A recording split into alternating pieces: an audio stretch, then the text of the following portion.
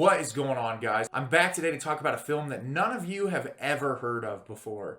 No, I'm just kidding. Obviously, if you read the title of the video, this is a movie that virtually everyone in the horror community has seen before. And it's always funny whenever I do these videos talking about like a film that is so beloved by so many people. It's almost like, what more can I provide to the conversation that hasn't already been said? But I try my best to add my own interpretation and discuss it in the ways that I feel like it impacts me the most. And believe it or not, this is one of the films I feel like in the horror landscape of like movies that have really built the genre up to what it is. I think I've seen this one probably the fewest times. Films like The Shining, Nightmare on Elm Street, Poltergeist, going through the landscape of movies that have kind of been defining in the horror genre, Carpenter's Halloween. This is probably the one I've seen the least. I watched it a few times when I was growing up, and then I watched it in my teen years a couple times, and then I watched it once in my 20s. So I want to say I've seen it maybe 4 times, and honestly, it was not all that fresh in my brain.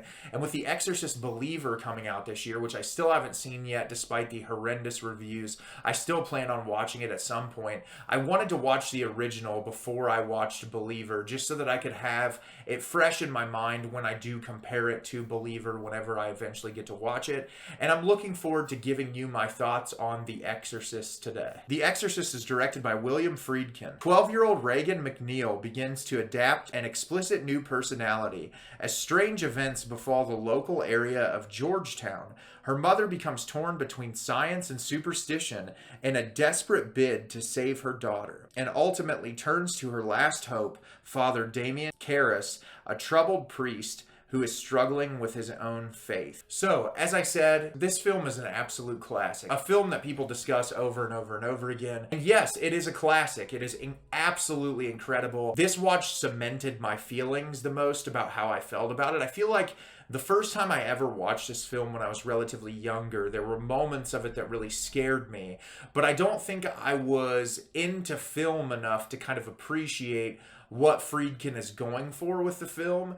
And throughout the years, I feel like my appreciation for it has grown and grown and grown. But this time it's really like, I can see why this is not only one of the most important horror films of all time, but just one of the best films ever made. And I think the structuring is one of the most important parts, and I'll break it all down when I discuss the film as a whole. What I find so interesting about this movie is the opening scene that happens in Iraq with Max von Sydow's character. It's such an interesting and eerie opening to the film. Obviously, it jumps us right in to this priest who's out there just talking with locals. They're doing this like dig outside, and they end up finding these artifacts. And it's essentially giving us the introduction into Pazuzu without giving you heavy-handed expositional dialogue as to what's going on.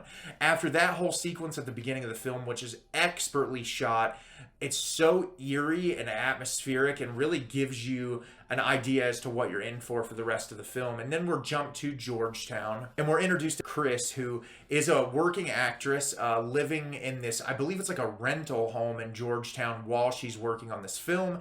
And she's living in the rental home with her daughter, Reagan, played by Linda Blair. And the beginning of the film really builds up our relationship with these two characters. It feels like a great portrayal of a mother and daughter relationship. They have these playful moments together. You can tell that despite her really busy workload and having to be on set quite a bit, that she's trying her best to still be a mother, and she cares about her daughter, and she's very compassionate for her daughter and wants to spend time with her when she can. Well, at the beginning of the movie, they start hearing these weird noises in the house, which at first she thinks are rats in the attic. Reagan complains that her bed is shaking at nighttime. At one point, they go into the basement and they find a Ouija board, and she says that she has been speaking to this person, and her mother just kind of plays it off as whatever. It's not that big of a deal. Like, this is just a kid being a kid. And at the same time, we're introduced to Father Karras, who is struggling with his faith. He is a priest at a Catholic church, and he doesn't think he wants to do it anymore. He doesn't feel like he's equipped to do it. He's constantly questioning his faith, and we see the relationship between him and his mother and kind of where he's at in his life. And when the things at home with Reagan's character progressively get worse and worse and worse to where the possession starts to show through. It's affecting her behavior. It's making her do these unexplainable things. They're taking her to these medical procedures. They're having her see therapists, and they really just don't have any idea what to do. They eventually want to speak to a priest, and that's when Father Karras's story intersects with Regan and Chris. And the thing that is so impressive to me about this movie is you're juggling two storylines that, you know, for a lot of directors, it would be really difficult to kind of pack an emotional punch with both storylines if you don't give each one enough time to breathe. And I think what Friedkin does so incredibly well is he lets both stories linger with you long enough that the emotional weight of both of them is very heavy, and it's very impressive what he's able to accomplish in this film with covering that wide array of ground. And one of the things that I think impresses me the most about The Exorcist is, for as much of a framework as it is on modern horror cinema and how much of an impact it had on the horror genre, it's like the antithesis of a lot of modern horror. This movie is very procedural and cold in moments. It really feels like you're just watching a family struggle through this situation. The scenes that are almost the most horrific for me as a viewer are the scenes when Ellen Burstyn's character has to take Regan to the hospital to get these procedures done to try to figure out what's going on with her, and they're doing this blood work on her, they're doing all these scans, and it's shot in real time in a way that is so uncomfortable. There's like no music in the background.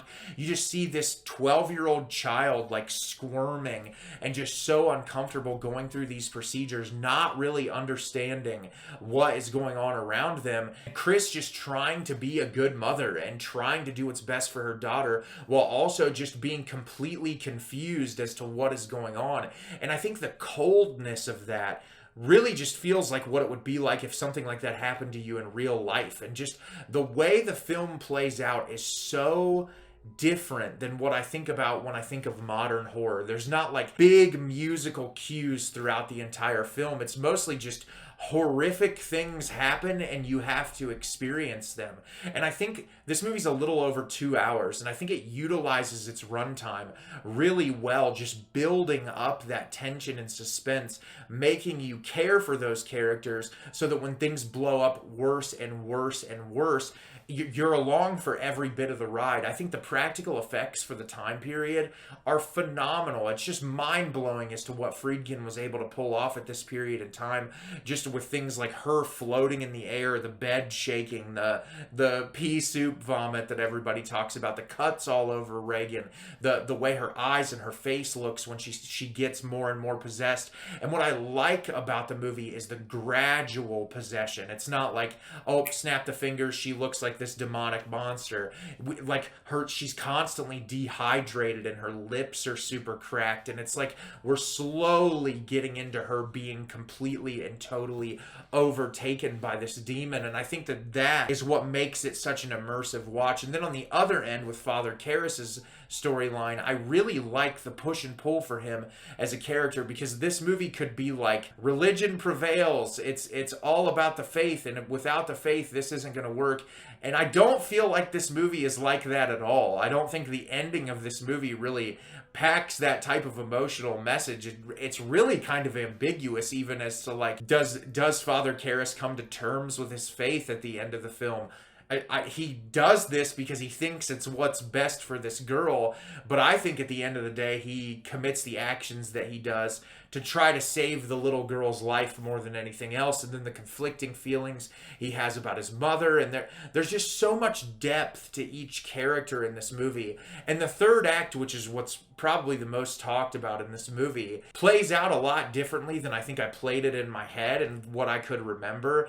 And just the amount of quiet moments amidst the exorcism where they're just kind of sitting in the room absolutely exhausted after doing this for hours.